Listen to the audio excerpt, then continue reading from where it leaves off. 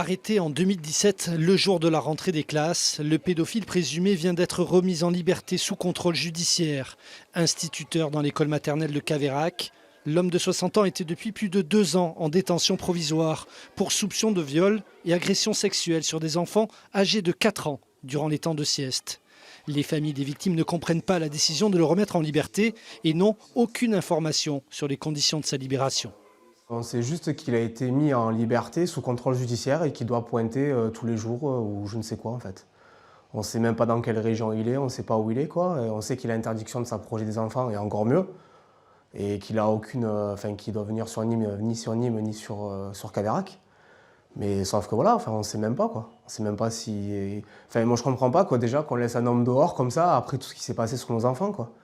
Je veux dire, les faits sont quand même assez graves. On parle quand même de viol sur enfants, sur mineurs, des enfants qui avaient 3 ans et demi, quoi. Maître Aoudia est l'avocate de 5 familles de victimes. Elle espère obtenir dans les jours qui viennent l'ordonnance rédigée par le juge d'instruction pour comprendre la réelle motivation de la remise en liberté de l'instituteur.